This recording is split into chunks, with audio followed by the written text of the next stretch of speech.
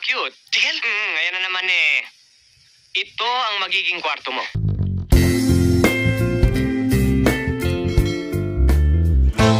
Hello yo mga kalpanalo, shoutout po sa inyong lahat dyan. Subscribe na kung bago ka pa lang sa channel na ito.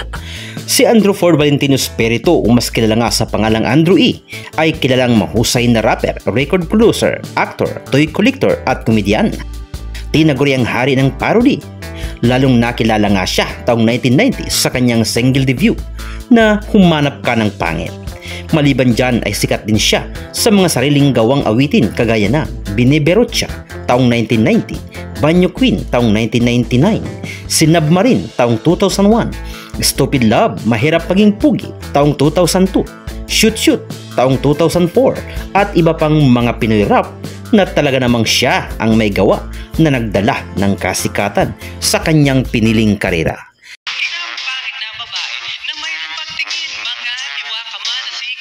Si Andrew E, mga kalpanalo, bagaman sa kabila ng kanyang tagumpay ay hindi natin alam kung anong hirap ang kanyang dinanas bago nga niya nasungkit ang kanyang katanyagan. Samot-saring mga rejections at pang-uupat pa ang kanyang naranasan. Lalo pat noon ay hindi sikat ang genre rap dito sa Pinas na noon ito ay talaga namang nagsisimula pa lamang at ang tunay na namamayagpag ay ang mga OPM songs, mga ballad songs at ang mga sikat na singer noon gaya ni Gary Valenciano, Ugi Alcacid, Martin Rivera at iba pa na talaga namang may taglay na kagwapuhan. Isa pa sa mga dahilan ng napakaraming kabiguan niya nang subukin niyang mag-audisyon at ipakilala ang kanyang mga urig rap songs na kanyang sariling magawa. Hindi nga naman talaga siya kagwapuhan na isa ring dahilan kung bakit di siya masyadong napapansin noon at nabibigo nga lang. Iyan nga ang dahilan kung bakit naisulat niya ang awiting Humanap Ka ng Pangit at Ibigin Mong Tunay.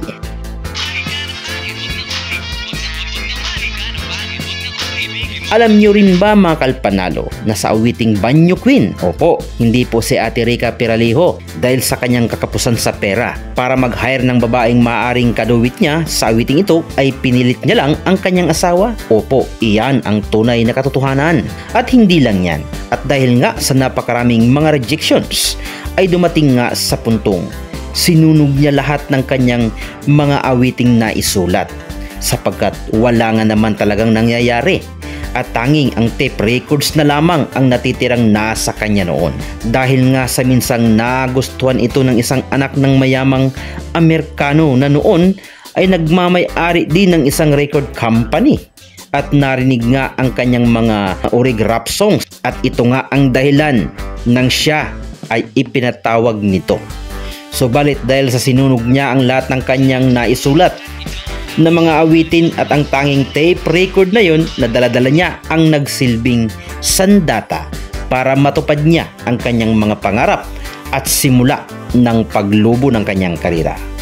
Isa din siya sa mga naging dahilan kung bakit nabuhay nga sa Pilipinas ang genre rap na naging dahilan din kung bakit nagkaroon ng mga Pinoy rap singers group kagaya nga ng isang sikat na rapper group na Salbakuta na siya naman talaga ang nag-train dito. Alam nyo rin ba mga kalpanalo na si Kuya Andrew E ay ang kauna-unahang Pilipino na naging shareholder ng Facebook? Yes, siyang tunay. Subalit kailangan niyang maipasa ang tatlong mga requirements. Una, dapat isa kang American citizens. Pangalawa, dapat ay meron kang bank account sa Amerika. At ang pangatlo ay ang US dollar bank account ay dapat meron ka din. So far, to cut this story short ay nagawa nga naman ito ni Kuya Andrew E. Ngayon, kung ating iisa-isahin pa ang tungkol sa kanyang mga pinagdaanan ay baka abutin po tayo ng siyam-siyam. Kaya halika kalpanalo, atin ang pag-usapan ang pinakatampok sa ating video. Ang mga babaeng naging bahagi nga ng buhay ng nag-iisang king of Pinoy rap na walang iba kundi si Kuya Andrew E. Pero bago yan, subscribe ka muna kalpanalo. Maraming salamat sa iyong panonood. Ana Ruses. Takas ang inamin nga ni Kuya Andrew E na niligawan niya si Ate Ana pero binastid siya nito.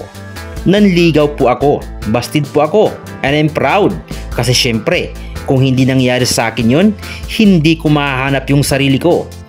Ayon sa interview sa kanilang dalawa noon, naging bukas naman si Ana na noong nanliligaw sa kanya si Andrew ay niregaluhan siya ng pizza at pansit.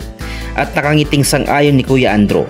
Ang hindi alam ng lahat, bago ako nag-artista, BSc graduate ako, Computer Science, na taon na new subject sa high school ang computer.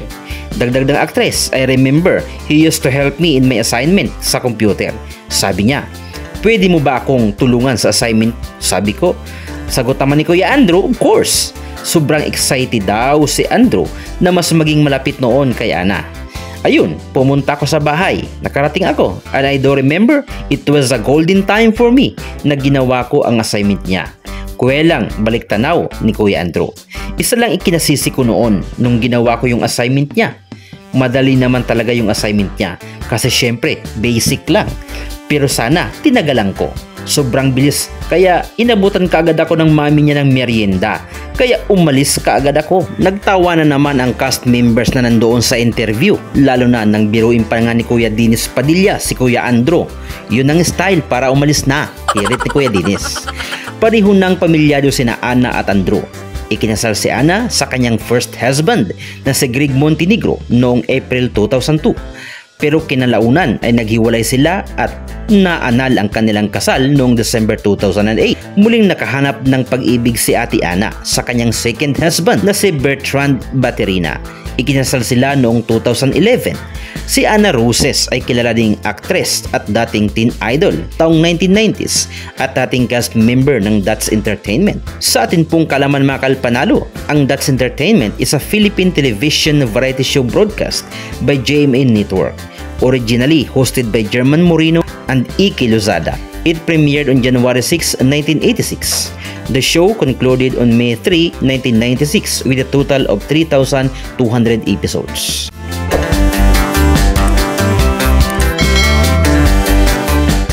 Pangalawa, Mylene Spirit. Inilarawan nga ng veteranong rapper at komedyanteng si Kuya Andrew kung gaano katibay ang pagmamahalan nila ng kanyang misis na si Mylene Spirito. Sa pagdiriwang ng kanilang ika-23 karawan anibersaryo bilang mag-asawa ay ipinahayag ng rapper ang ilang throwback moments. Kabilang na nga riyan ang kanilang travel pictures sa iba't ibang bansa at wedding photos.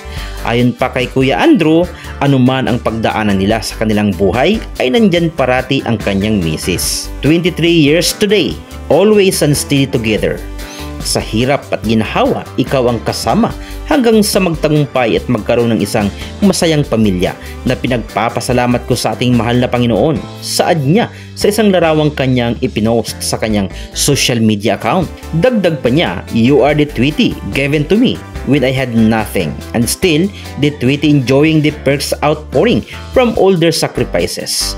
Happy anniversary with love coming from the greetings of my lips and the embraces of my heart.